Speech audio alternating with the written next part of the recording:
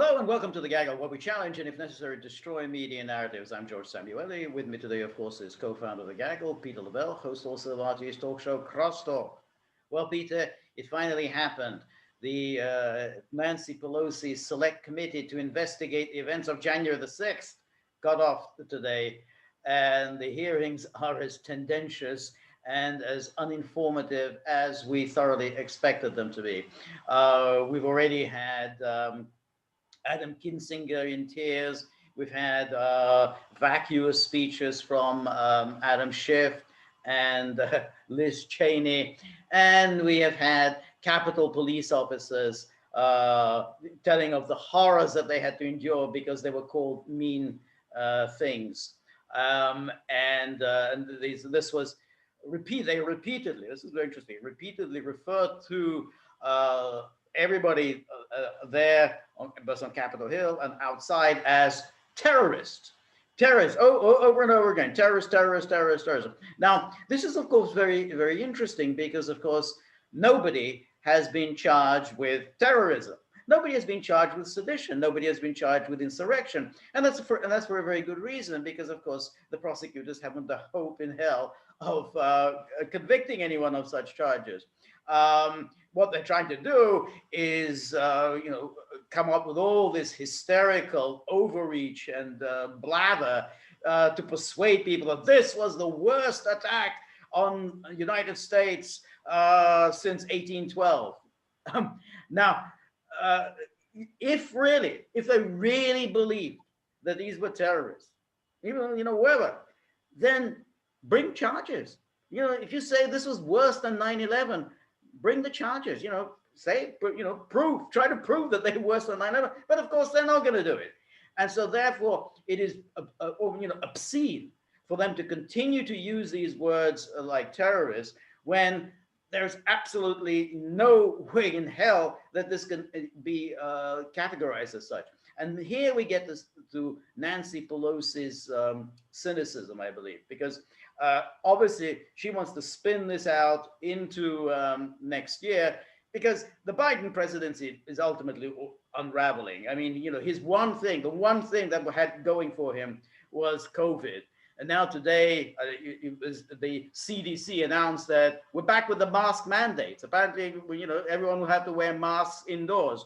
So the whole thing of, the man who brought this miraculous cure to COVID is gone. When everything else, inflation, border out of control, crime out of control, Biden is doing terribly. So what else do you have? January the 6th. And second of all, if Trump does come back and if Trump does win the next election, this will undoubtedly be the basis for impeachment number 3. Because if the Democrats are in control of the House at any time during the Trump presidency, first day they're in power, they're going to impeach Trump again. So that's the game Pelosi's playing. Okay, Peter, what was your take? George, you started out just perfectly. Nancy Pelosi's Select Committee. Because that's all it is. Yep. Okay. It was all theater today. That's all it was. It was emotional videos. With no disrespect to the police officers that spoke to the Select Committee, but at the end of the day, you guys failed to do your job. I mean, what am I supposed to say? Right. Exactly. Yep. You didn't do your job. You do your job. Yeah. It wasn't because of the lack of resources. Right. It was a command structure issue. Right. Maybe you would like to talk about who gave you orders, and can you go up the chain for us? Right. That wasn't asked. Right. No, that's exactly. I was called bad names. Right. Exactly. That's it. They underreacted initially, then they overreacted, because I think some of the, we've already seen some footage of some of the later skirmishing that took place between the rioters and the police were, I believe, provoked by the police overreaction, by using excessive force. So I think they underreacted and then overreacted. But all in all, it was an absolute, fiasco of a policing exercise. What I found really insulting was that one of the officers testifying, I think let's have a moment of silence for Officer Sitnik. Well, after what you did to his name and his legacy and to his family, and you used his name to inflame the nation, that is already inflamed and divided, and you're invoking his name. Yeah. That is grotesque. Yeah, It's exactly. grotesque. Right. Exactly. So I mean, the interesting thing is here is that they're going into August recess. So Nancy obviously wanted to put on her kabuki theater to make that punch, get it in the news cycle, Right. and so they can start up when they get back. But this is, I warn everyone, when they get back from recess, you know, I mean, everybody wants an infrastructure. We're not going to get infrastructure. I'm not going to get, you and I are not going to get what we want. Okay, they might get what they want. Okay, because I'm infrastructure for some reason. George, you're infrastructure. Well, okay, up to a and point. then You know, it depends on where, you know, I mean, I'm not gonna, you know, just say, hey, let's sign a check for $2 trillion and let's see how quick. that's what I'm saying. Okay, so but that's getting all gummed up in the works. Right. What do they got left? You hit the nail on the head. They got Nancy Pelosi's select committee, and you know what?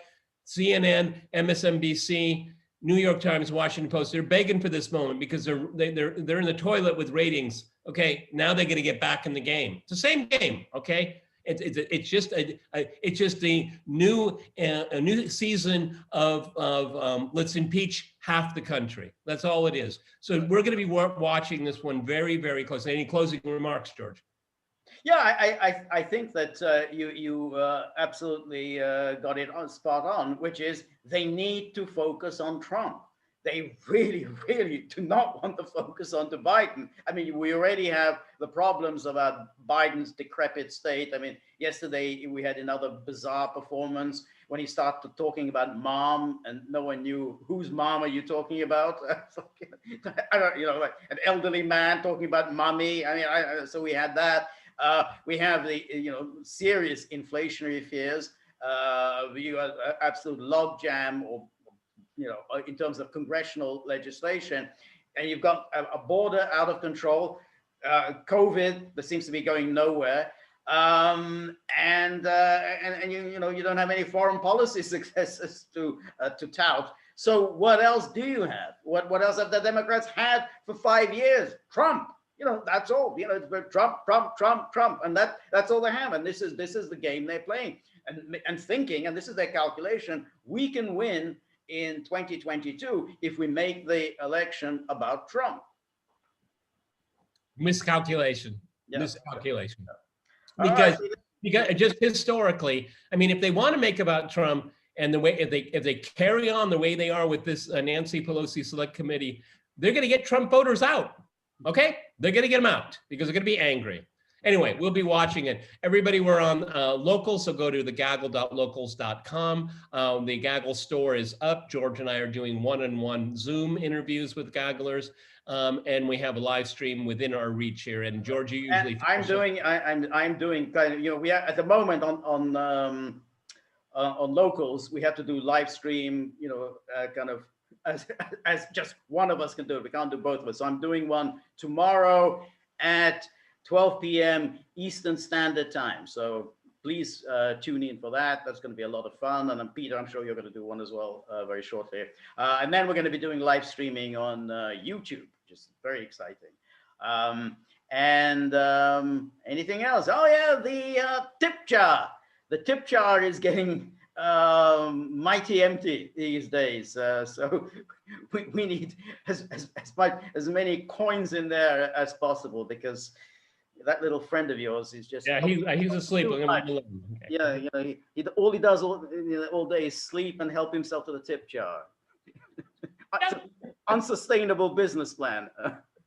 Anyway, if you like the Gaggle, please like, share, and subscribe. See you soon. Bye.